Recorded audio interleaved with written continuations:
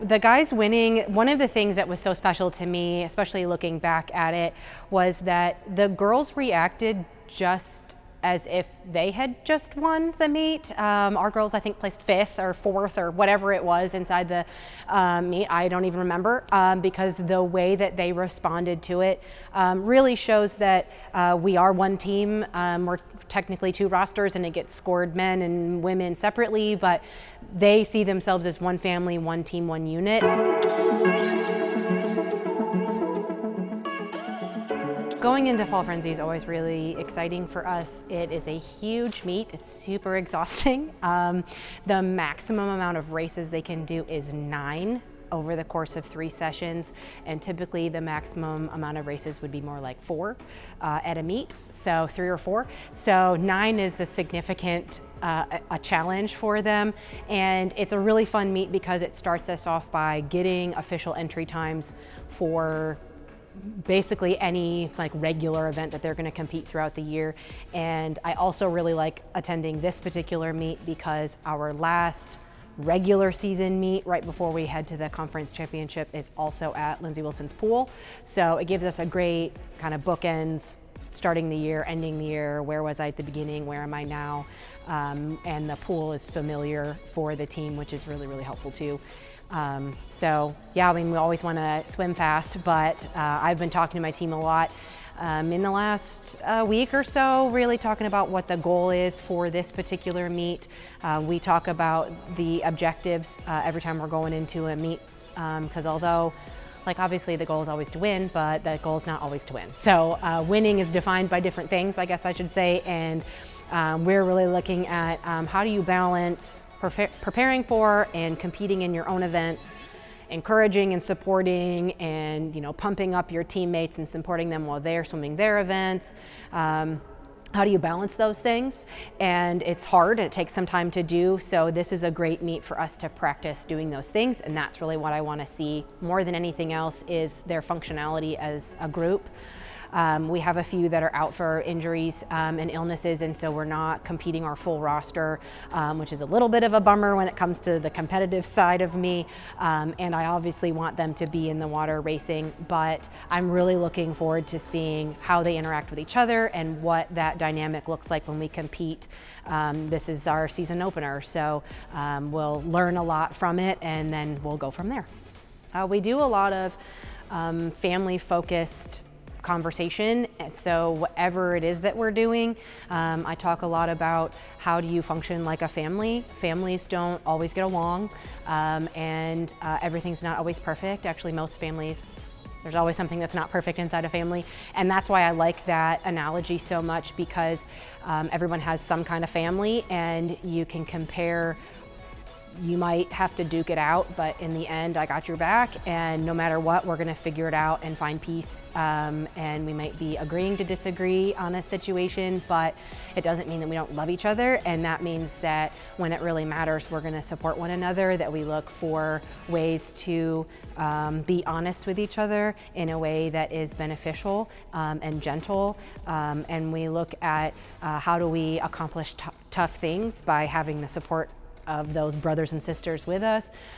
So we try to do a variety of things outside of the competitive setting or training setting. We got to help with the family weekend color run last weekend here on campus, and that was really, really fun. It turned into like a color fight inside the team, I think. But everyone was very beautifully colored afterwards. But I know that they were all having a really good time, and it really looked like the participants of the race enjoyed it too. And I think that that speaks to the character of the team as a whole, that they were committed to 8:30 on a Saturday morning, helping somebody else run an event.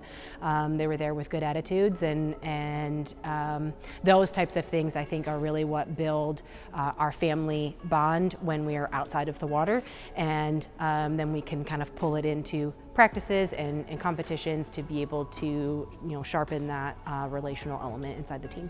last year's experience at Fall Frenzy was really special. It is a very long meet, very tiring meet, and everyone races lots and lots of races. It's over the course of 3 sessions, so it's 1 session on Friday, 2 sessions on Saturday, so it's just long and tiring. And last year, our men won the Invitational, beating Lindsay Wilson out by 1 point. The guys winning, one of the things that was so special to me, especially looking back at it, was that the girls reacted just as if they had just won the meet. Our girls, I think, placed 5th or 4th or whatever it was inside the meet. I don't even remember, because the way that they responded to it really shows that we are one team. We're technically 2 rosters, and it gets scored men and women separately, but they see themselves as one family, one team, one unit. And when the guys accomplish something really great, the girls celebrate that. And it was a really special thing to see that. It was also really exciting at the very end of our year last year, asking my team to talk about what's one memory that you have from the year. And people's memories are from all over the place, but a lot of them mentioned being there and being in that experience was a very memorable moment, a highlight of their year, and a lot of them that mentioned that were females. So I think that's really special. And as far as like what it meant to me, watching that happen was really, really neat. Being able to explain to my athletes, winning by 1 point is the difference between finishing 18th and finishing 19th, not the difference between finishing 1st and 2nd.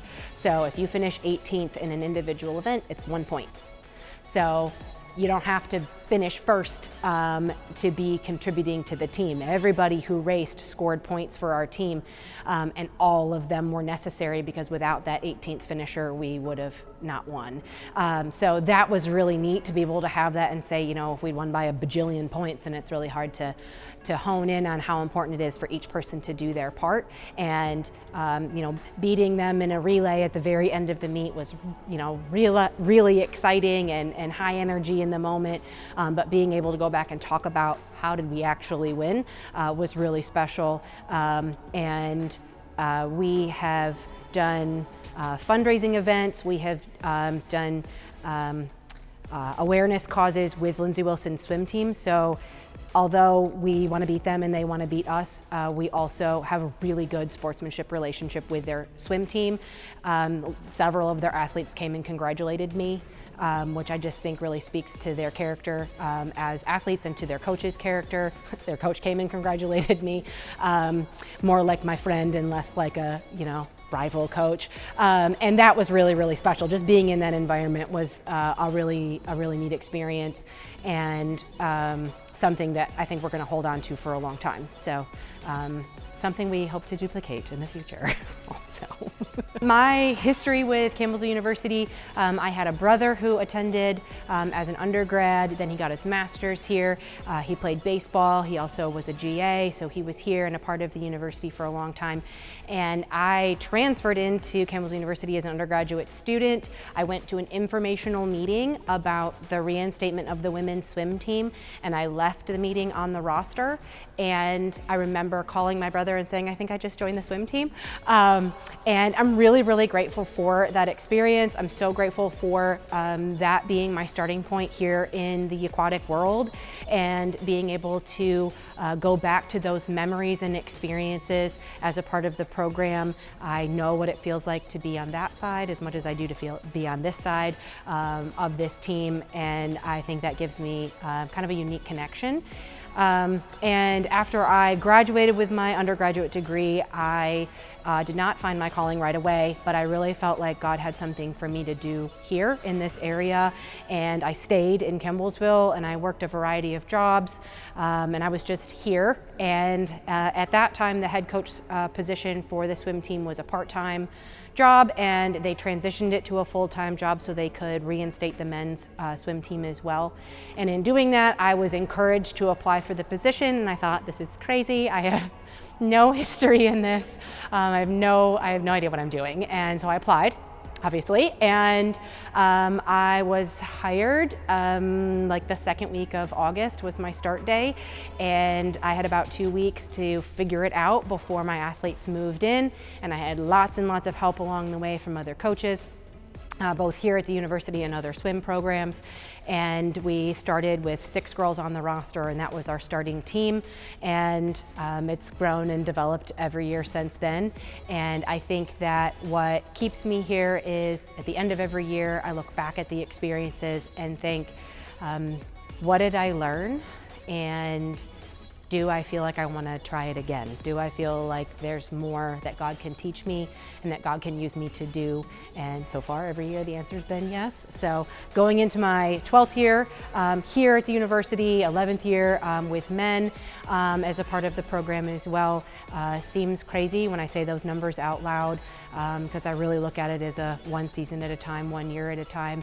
And I tell my recruits that I really believe that my calling here is to be an advocate for my student athletes. I get the opportunity to use swimming as the platform, but my job is to walk with my athletes from one side of the hallway, from children obey your parents in the Lord for this is right, to the other side of the hallway, which is honor your father and mother, which are 2 very different commands. Undergraduate life is hard, and if you have somebody who can walk it with you and you get that extra support, then I believe you can be more successful. And my goal is to do that, to help them develop sets of skills that allow them to be better when they leave here than when they came here, whatever it is that they go out into the world to do and be.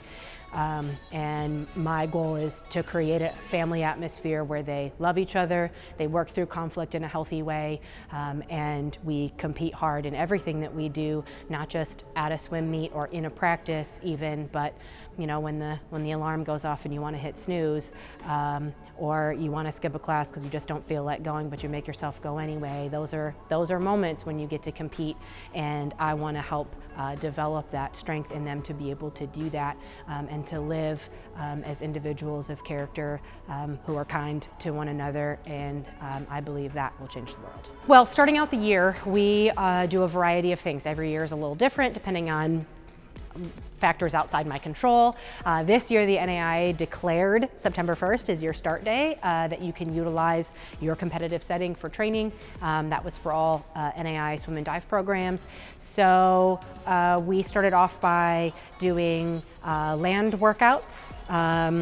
We always call it dry land, but what other kind of land is there? So I don't know. Anyway, we did lots of core work.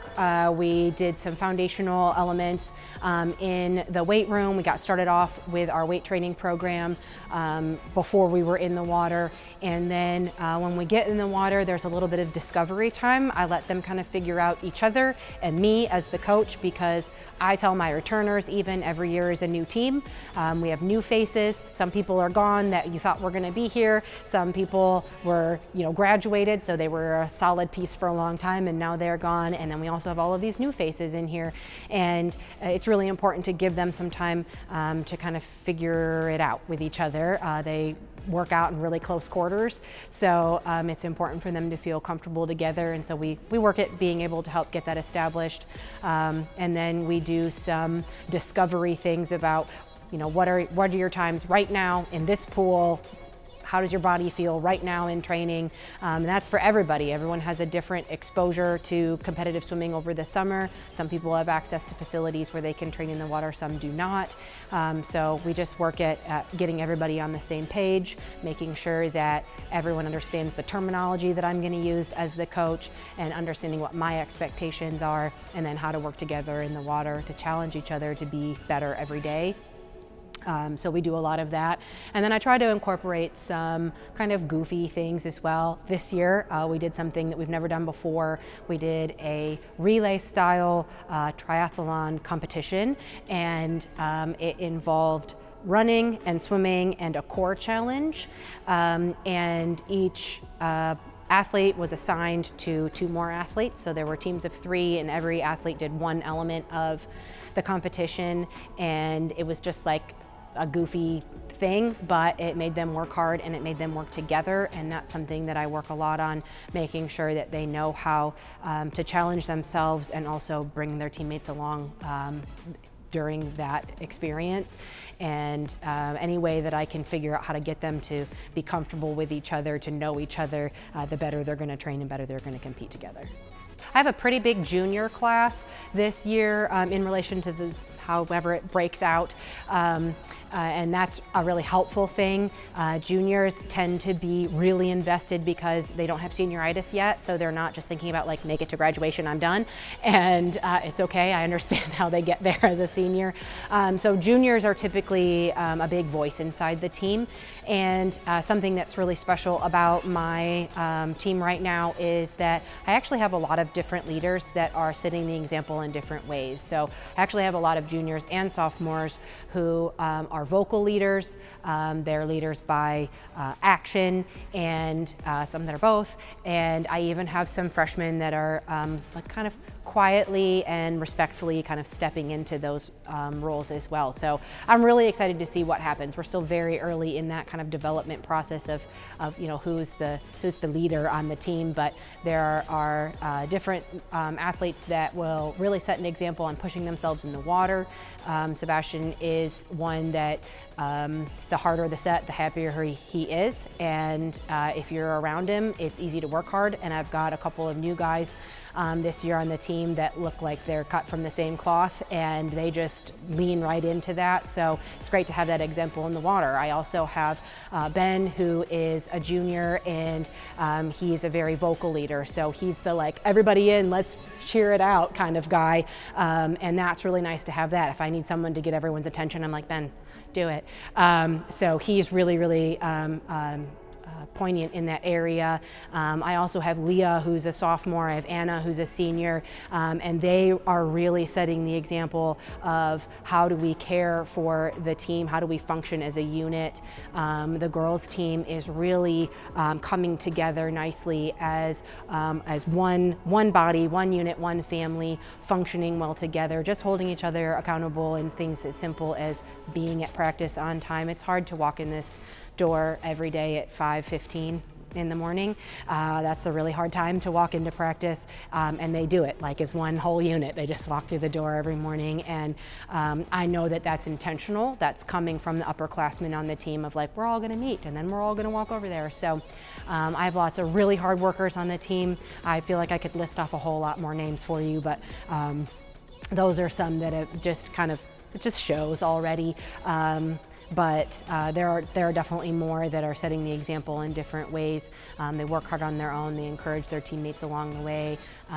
They help hold them accountable when you're in a situation that, you know, you could make a good choice or a great choice, and they help them lean into making a great choice, and that's evident. It's already really obvious, especially my juniors and seniors are really intentional about coming in with this is a new year, so let's have a good mindset about it. It just trickles out of them, and you can see it. Their efforts to choose to focus on the good and the things that they can control and to let that other stuff go has absolutely added to the culture and the environment that we're in every day as we're practicing and doing team events. You can tell that they are setting that tone, that vibe for the rest of the team, and it's been really fun. We've laughed a lot already this year. We are leaning into a new initiative this year. One of my freshmen, Chloe Little, came to me with Leah, who's a sophomore. They had a conversation about something that Chloe's team had done over the summer and something that she was really passionate about. So they talked to me about purple being the color that represents suicide prevention in athletes, and green being the color that represents mental health awareness. And they asked about creating just awareness ribbons, just something simple that we can use tied on their goggle straps in practice, tied on our backpacks when we travel, just something that's just a little visual reminder that you have value exactly as you are, and we want you to be here, stay with us, and it's okay to not be okay, and just say it. just say I'm not okay, and that we are going to be intentional about creating a space here within our program, within our team, that is a safe space. And the way that we have a safe space for ourselves is that we create it for others. And so we're going to be intentional about that. We're going to be mindful about that. We did our inter-squad meet as a green-purple meet so that everybody had a cap that was one of those two colors. And we talked about it. It's another visual reminder of why did we use those colors? What do they represent? And what is the value of each person that you see, and how do you speak to that value, and how do you allow them to not be great? Because it's okay to not be great. It doesn't affect your value even when you're having a hard time, and that you can be safe here, and it's okay to say that I'm not okay. So Chloe brought all of this to my attention. I think it is a very important cause, and I am very excited to see our team be a part of this, and we're going to try to extend this cause or initiative or awareness that we're trying to raise to other swim programs that we compete against. We will take a set of ribbons to the head coach of every program and explain what it represents for us, and invite them to include their teams in it so that the awareness can spread through other swim programs. And then we also are looking for ways to connect with other CU teams, coaches and athletes here on our campus, so that we can spread that out here. We want this whole campus to be a safe space for people to not be okay, but then to have the support that they need. If they need to talk about it, hug it out, scream and shout, just sit quietly, whatever it is, that we want our campus to be known as a place that is safe when you're struggling, and that your value is untouchable, just as it is. Your creator created you, and you have immense value just as it is, and you can't do anything to make it worse or better, that it's always going to be just as good as it is right now. And the things that you do or don't do don't affect that, and because of that, you have value here, and you have a purpose here, and we want each person that comes in contact with this university to feel that. So we're going to work at spreading that awareness out from our team to other teams and to the rest of the campus community as well. I'm really excited about this year. I have an athlete who is a senior this year, Liz, transferred in a couple of years ago and has been with me through all of the craziness of the last 2 years in our world. She's been here and been a part of the program, and she's getting ready to graduate in December.